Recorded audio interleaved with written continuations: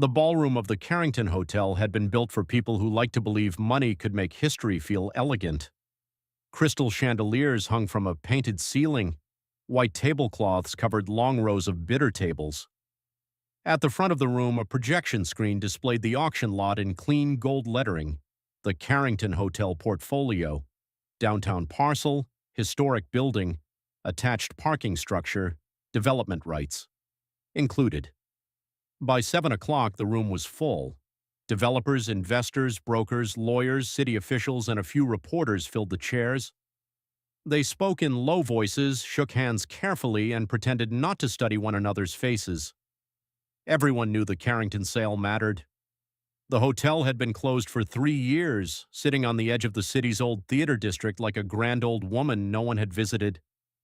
Whoever bought it would control not just a building, but the future of 6 surrounding blocks. To most of the people in the room, it was an asset. To Dana Whitfield, it was a responsibility. She stood near the side aisle in a cream blazer and black trousers, her laptop tucked under one arm, her hair pulled into a low bun. She was 39, black, precise, and known in commercial real estate as the kind of broker who read every clause, every zoning attachment, and every environmental footnote before anyone else finished looking at the cover page. That was why her client trusted her.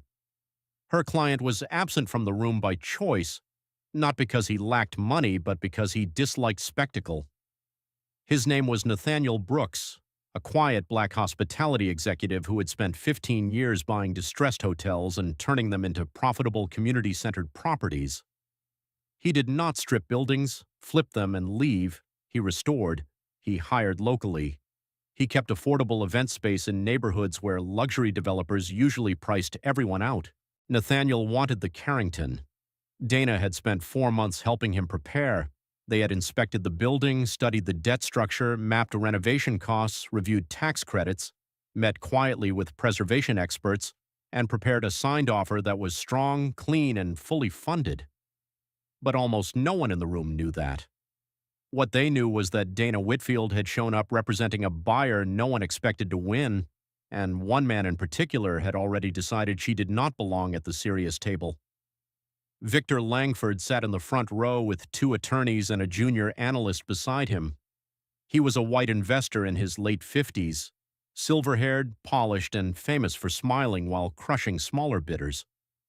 He owned half a dozen luxury redevelopment projects across the region and had a reputation for turning old buildings into glass towers with historic plaques near the entrance, as though a bronze sign could apologize for erasure. Victor had wanted the Carrington for years. He planned to demolish the rear wing, preserve the front facade, and build luxury residences above high-end retail. His people called it revitalization. Dana called it extraction with better lighting. She had met Victor once before at a planning reception downtown. He had asked whose assistant she was. When she told him she was the lead broker on 3 commercial acquisitions that quarter, he had smiled and said, "Good for you," in the tone people used for children who finished puzzles. Tonight he looked directly at her, then looked past her. That was fine. Dana had built a career inside rooms where men underestimated her so reliably it became useful. The auctioneer, a thin man named Paul Everett, stepped to the podium and tapped the microphone. "Ladies and gentlemen, thank you for your patience. We're ready to begin the final session for the Carrington Hotel portfolio. As you know, qualified bidders have submitted preliminary terms, and tonight's proceedings will determine the winning bid pending seller approval." A murmur moved through the room. Dana opened her laptop and checked the secure folder one last time. Signed purchase offer, proof of funds, bank letter, preservation addendum, local hiring commitment, earnest money confirmation, all ready. Beside her, a young white associate from the auction firm glanced at her badge and said, "Are you waiting for someone?" Dana looked up. "No." "Oh, I just thought maybe your buyer hadn't arrived." "My buyer doesn't need to be physically present." The associate blinked. "Right, of course." Dana turned back to her screen. At the front, Paul began reviewing the rules. Victor leaned toward one of his attorneys and whispered something that made the man smile. Then the bidding opened. The first number came from a regional hotel group. Conservative, expected, not serious enough to win. A second bidder raised. A third joined briefly, then withdrew. Within 10 minutes, the field had narrowed exactly as Dana expected. Victor Langford bid confidently. He did not rush. He did not look anxious. He raised his hand with the relaxed rhythm of a man swatting flies. Every time another bidder moved, Victor answered, "Higher, cleaner, faster." The room began to accept the inevitable. Dana watched silently. Her phone buzzed once. Nathaniel Brooks, stay patient. Dana smiled faintly and typed back, always. At $78 million, the hotel group dropped out. At $82 million, the third bidder shook his head. Victor's attorney leaned back in satisfaction. Paul looked across the room. We have $82 million from Langford Capital. Do I hear $83 million? The room quieted. Dana stood. $86 million, she said. Every head turned. Victor turned last. His eyes moved over her slowly, first with irritation, then amusement. Paul blinked. I'm sorry, please identify your bidder. Dana kept her voice clear. Dana Whitfield, representing Brooks Hospitality Group. The name moved through the room in whispers. Victor gave a soft laugh, just loud enough. Paul looked down at his paperwork. Brooks Hospitality is registered as a qualified bidder, yes. We have $86 million. Do I hear $87 million? Victor lifted 2 fingers. 88. Dana did not sit. 92. The room shifted again. That was a larger jump than expected. Victor turned fully in his chair now. Ambitious, he said. Dana looked at the auctioneer, not at him. Paul cleared his throat. We have $92 million from Brooks Hospitality. Victor smiled. 93, Dana said. 97. A quiet wave moved through the ballroom. Reporters began writing faster. Victor's smile tightened. Ms. Whitfield, he said, loud enough for nearby tables to hear. Are you certain your client understands the capital requirements here? Dana looked at him then. Yes. This is not a boutique bed and breakfast acquisition. No one suggested it was. A few people murmured. Paul shifted nervously at the podium. Let's keep all remarks directed through the auction. Victor leaned back. Of course, I'm merely concerned we're watching someone bid emotionally. There it was. Emotionally. Dana had heard versions of that word her entire career. When white men took bold positions, they were decisive. When she did it, she was emotional, aggressive, overreaching, trying to prove something. She did not change expression. Our bid stands at $97 million, she said. Victor raised his hand. 100. The room exhaled. $100 million changed the tone. It sounded final, serious, dominant. Victor looked satisfied. Dana glanced at her phone. Nathaniel had sent only one word. Proceed. Dana looked up. 108 million. This time, even Paul paused. Victor's attorney whispered sharply in his ear. Victor did not answer the attorney. He stared at Dana, then he laughed, not kindly. Ms. Whitfield, he said, forgive me, but this is becoming reckless. Dana held his gaze. For whom? For your client, if he exists at this level. The room went still. Paul said quickly, Mr. Langford. Victor raised a hand. No, I think we need clarity. We all went through a qualification process. Some of us have actual institutional backing. If Ms. Whitfield is throwing out numbers to create theater, the seller deserves to know. Dana felt the eyes of the room settle on her. She could sense people weighing what they believed was possible. Not just about Brooks' hospitality, about her. About whether a black broker standing alone at the side of the ballroom could really be carrying a 9-figure offer. Victor knew what he was doing. He was not only challenging the bid, he was challenging her credibility in front of the room. Dana set her laptop on the nearest table and opened it fully. Brooks Hospitality submitted proof of funds during qualification. Victor smiled. Proof of funds for preliminary participation, perhaps, but not necessarily for a reckless escalation. Our financing is secure. Then why isn't your buyer here? Because he hired me. Victor's face hardened slightly. That's a convenient answer. Dana's voice stayed calm. It is also the true one. An older white broker near the back whispered to another man, "She'd better have paperwork." Dana heard him. She always heard them. Paul looked uncomfortable. The auction firm has verified Brooks Hospitality as qualified. Victor stood now. He was tall, broad-shouldered, and clearly accustomed to using both facts and posture as tools. Qualified at what level? Because I will not have this process distorted by a broker trying to make a name for herself. The insult landed exactly as intended. Dana's fingers rested lightly on the edge of the laptop. She thought of her first year in real estate, when a senior broker told her she was too polished to understand distressed properties. She thought of the lender who asked whether her client was community-based as a polite substitute for undercapitalized. She thought of every meeting where men answered questions she had asked by directing their replies to the white associate beside her. She had learned not to chase respect. She brought receipts instead. "Mr. Langford," Dana said, "you have interrupted me 3 times, questioned my client's existence, and implied I am manipulating a public auction without evidence. Are you objecting formally?" Victor smiled. "I'm asking whether you can actually close." Dana looked toward Paul. "May I project the signed offer?" Paul blinked. "The signed offer?" "Yes, the seller's counsel has it in the secured data room. So does your firm. With redactions for account numbers, it can be displayed." A ripple moved through the room. Victor's expression shifted, only slightly, but Dana saw it. Paul looked toward the seller's attorney seated near the front. She was a white woman named Rebecca Stone, known for being careful to the point of severity. Rebecca adjusted her glasses and opened her tablet.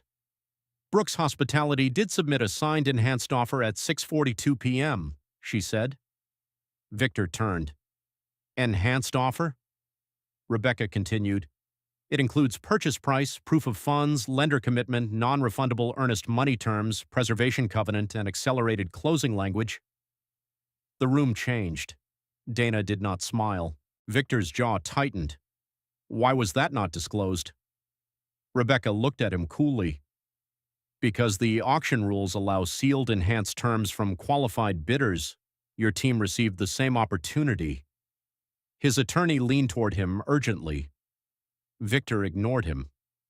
Paul said, "Ms. Stone, can the offer be projected?" Rebecca looked at Dana. "With buyer permission?" Dana nodded. "Granted." Rebecca tapped her tablet. A moment later, the ballroom screen changed. The auction lot disappeared. In its place appeared a redacted signed offer summary. Brooks Hospitality Group. Purchase offer, $112 million. Earnest money, $15 million. Non-refundable upon acceptance. Proof of funds. Verified lender commitment. Verified closing period, 21 days preservation. Covenant included. Local hiring plan included community event. Space protection included signature. Nathaniel Brooks, Chief Executive Officer. The room fell silent. Not quiet, silent. Victor stared at the screen. His face had gone pale beneath the ballroom lights. The offer was not only real, it was stronger than his. Dana turned toward him. "Does that answer your question?" He said nothing. Rebecca Stone stood. "For the record, Brooks Hospitality's signed offer exceeds the current live bid and includes materially stronger closing terms than any offer currently before the seller." Paul looked at the screen, then at Dana, then at Victor. "We have a signed offer at $112 million from Brooks Hospitality," he said slowly. "Mr. Langford, do you wish to counter?" Victor's attorney was speaking rapidly into his ear now. Victor's mouth tightened. 113. Rebecca looked down at her file. Does Langford Capital match the non-refundable earnest money and 21-day close? Victor paused. That pause said everything. His attorney whispered again. Victor snapped, "We would need standard diligence periods." Dana looked at Paul. "Brooks Hospitality's offer remains firm." Rebecca nodded. "The seller will weigh certainty of closing." Victor glared at Dana. The mask of amused superiority was gone. In its place was something rawer, uglier, and far less controlled. "You think a few community promises make you a serious buyer?" he said. Dana answered quietly. "No, the signed offer does." A few people in the room murmured approval. Victor heard it and turned red. Paul cleared his throat. "Mr. Langford, do you have a qualified counter-matching or exceeding all material terms?" Victor looked at the screen again. The number glowed above him like a verdict. $112 million. Signed, verified, real. Finally, his attorney touched his sleeve and shook his head once. Victor sat down. "No counter," he said. Paul lifted the gavel. "Pending final seller approval, the leading offer is Brooks Hospitality Group at $112 million with enhanced terms." The gavel struck. For half a second, nobody moved. Then applause started in the back of the room. It was not universal.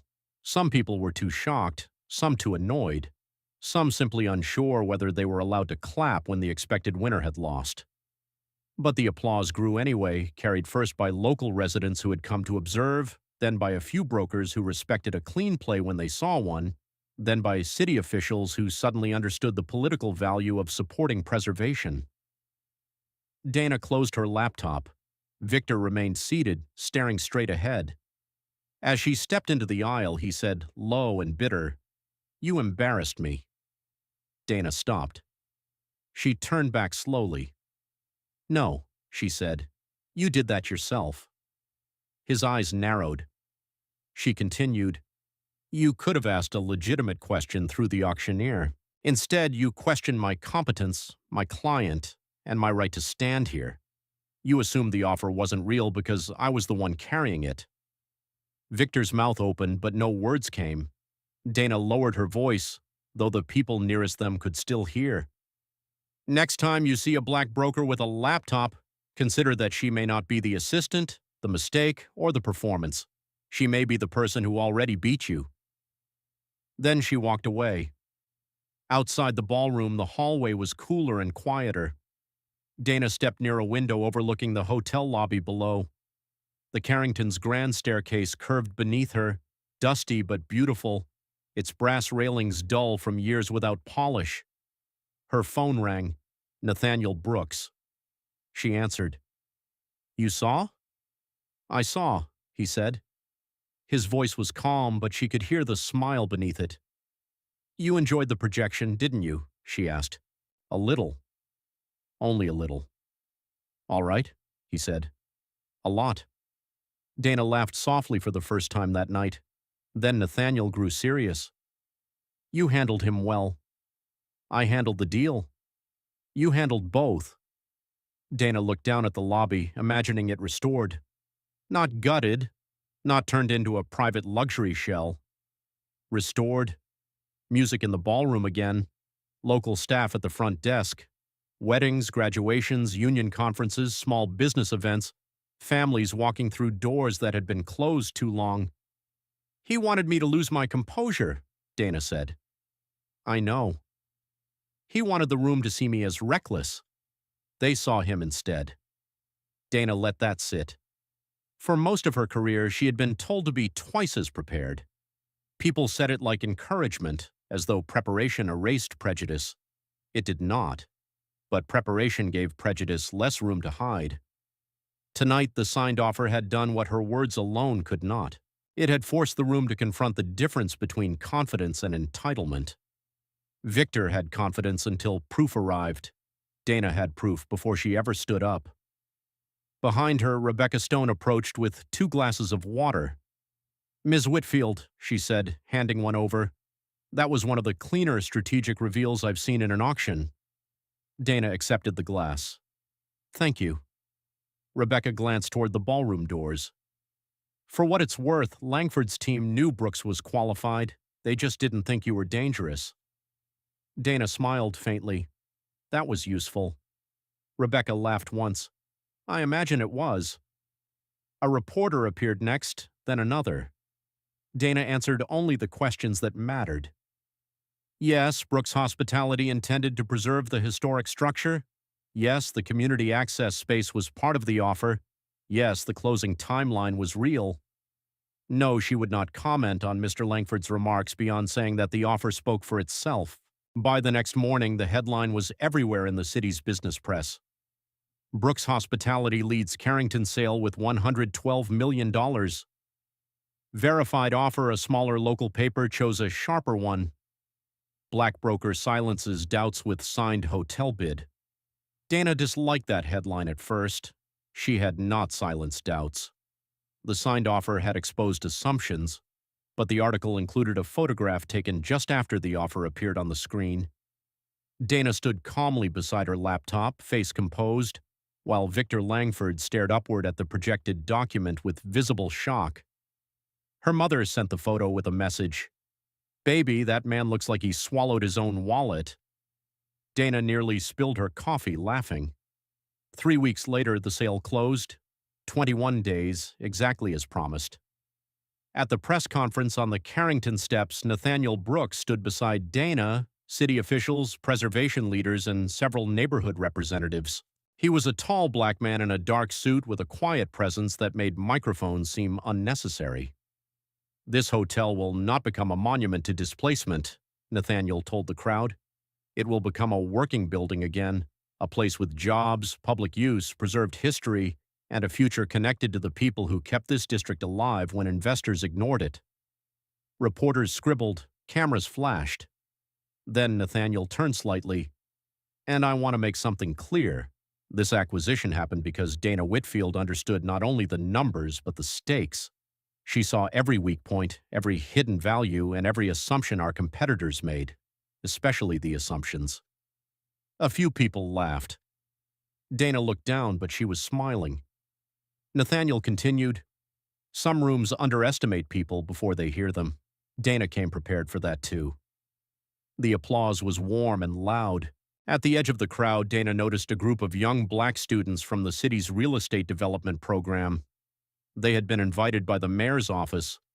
One of them, a girl with braids and a navy blazer too big at the shoulders, stared at Dana like she was seeing a door where there had previously been a wall.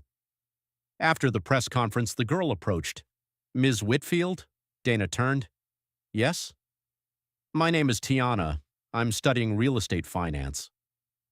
I'm glad to meet you, Tiana. The girl hesitated. Can I ask you something? Of course. At the auction, when that investor talked over you, she paused, searching for the right words.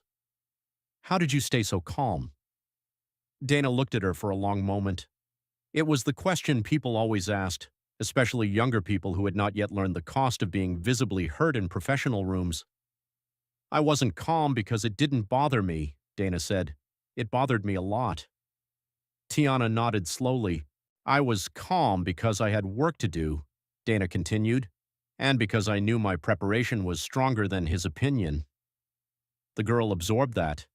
Dana added, But don't let anyone convince you that staying calm is the price of being respected. You deserve respect before you prove anything. Preparation is not about earning dignity. It's about protecting what others try to question. Tiana smiled. I'm going to remember that. Good, Dana said, and read every footnote. That made the girl laugh.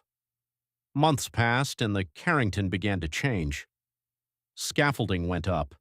The old lobby floors were uncovered and restored.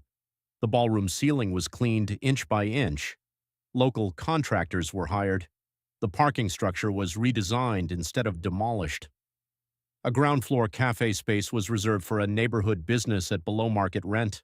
The old service entrance, once used by staff who were not permitted through the front doors in the hotel's earlier years, was preserved with a historical marker that told the truth plainly.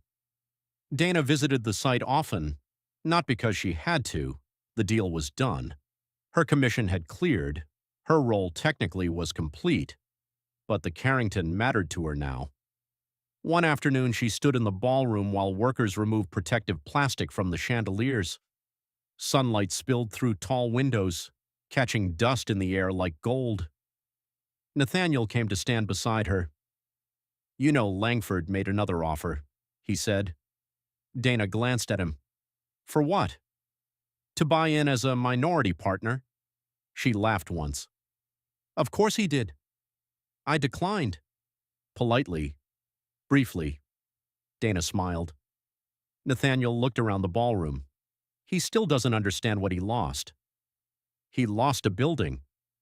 "No," Nathaniel said. "He lost the story."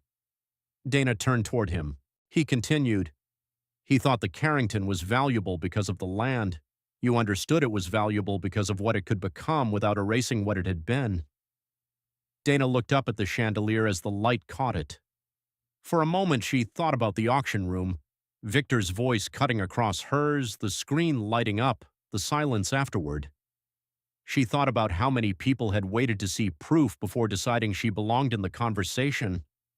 Then she thought about Tiana, the student with the oversized blazer. Maybe one day Tiana would stand in a room where someone tried to speak over her. Maybe she would remember Dana. Maybe she would bring her own proof. Maybe she would not have to. That was the hope, wasn't it?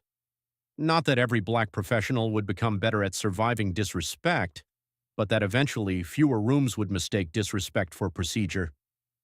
On the night the Carrington reopened, the ballroom filled again, this time not for an auction. There was music, real music.